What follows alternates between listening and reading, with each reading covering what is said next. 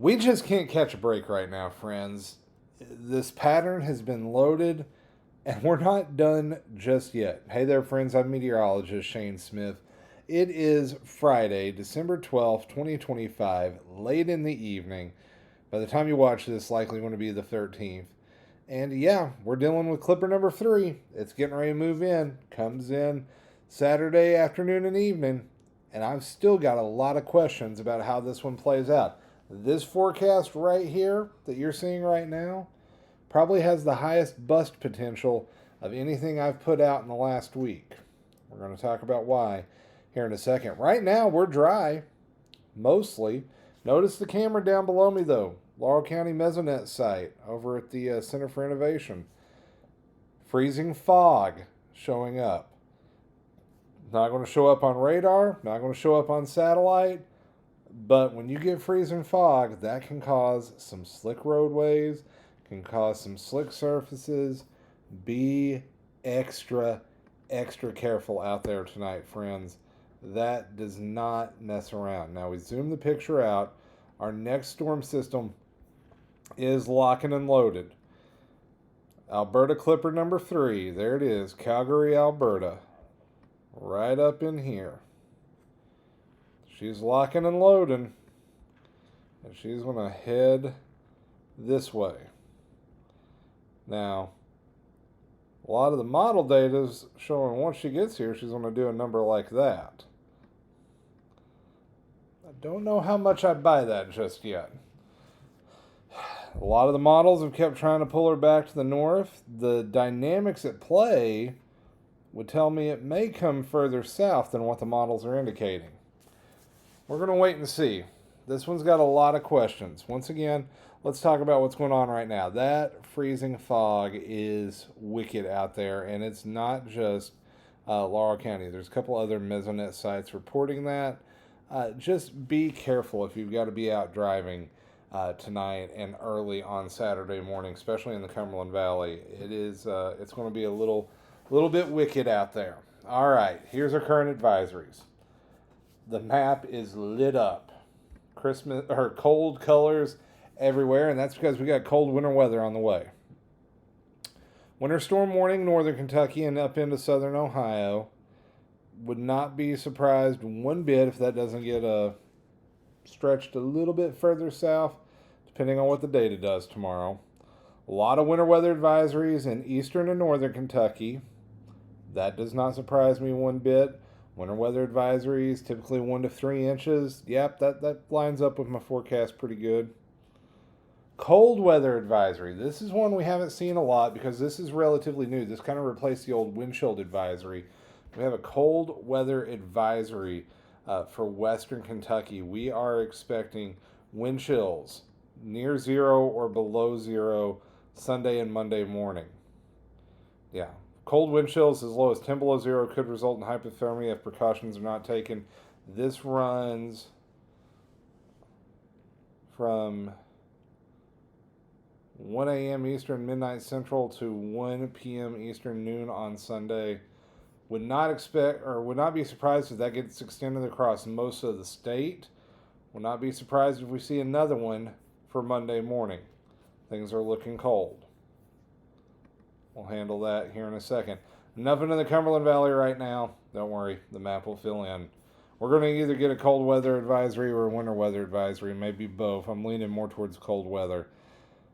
This system is it's a handful to track. Let's talk about why.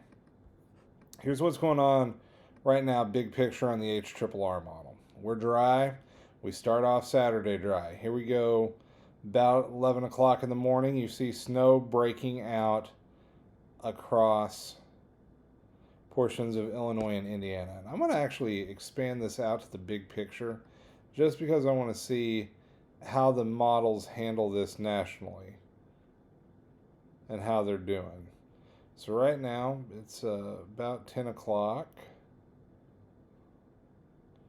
So that would put us... it would be midnight. So about here.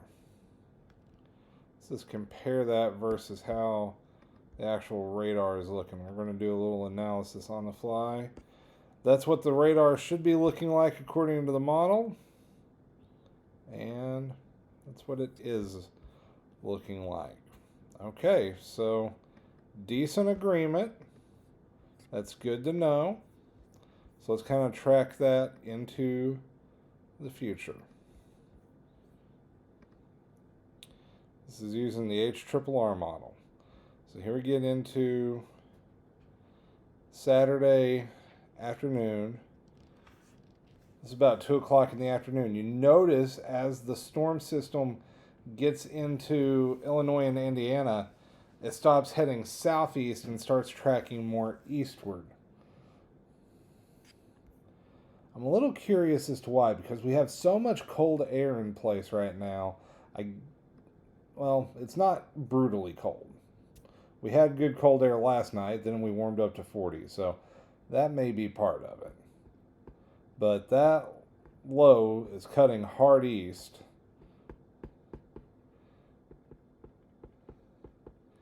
Even though behind it you've got a 1040 high pressure building and going to usher in true Arctic air.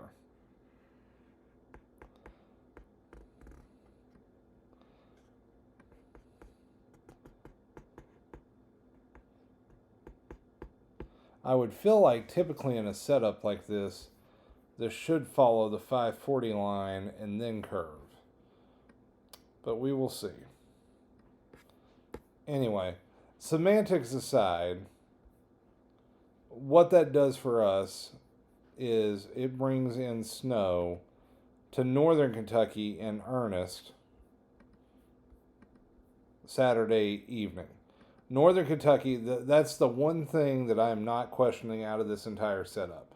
Northern Kentucky is going to be the big winner in snow. It should start up around Cincinnati around lunchtime or so,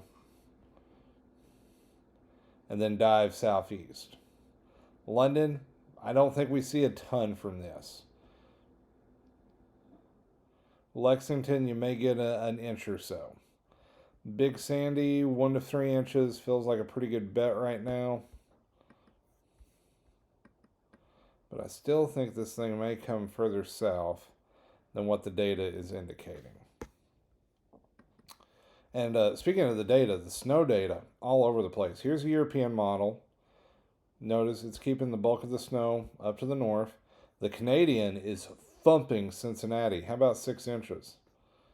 2 inches in portions of Pike County, Floyd, Johnson County, back up to Martin and Lawrence counties. World Regional Forecast Model really lines up pretty well with my forecast from earlier, except kind of pulled that 2 to 4 back a little bit.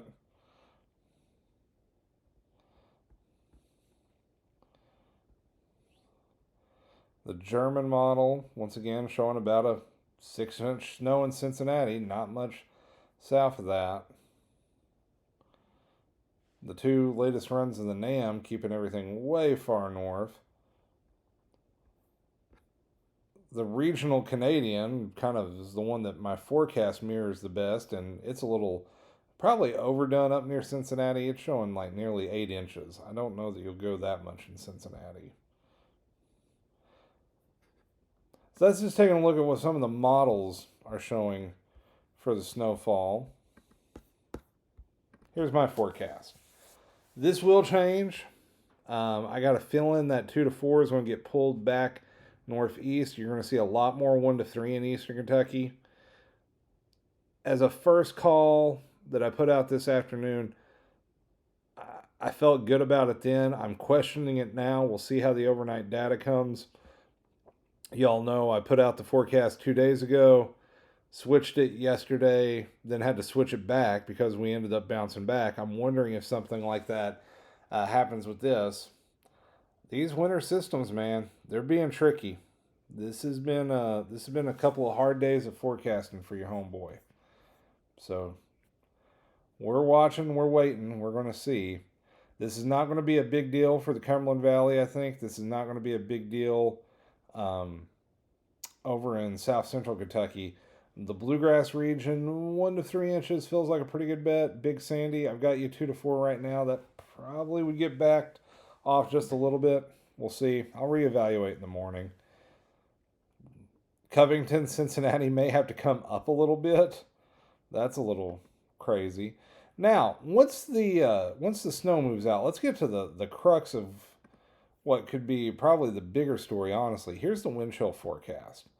Check out these wind chills Sunday morning, 6 a.m. 7 below Lexington, 5 below E-Town, 1 below Bowling Green, 2 in Somerset, 1 in London, 4 in Pikeville.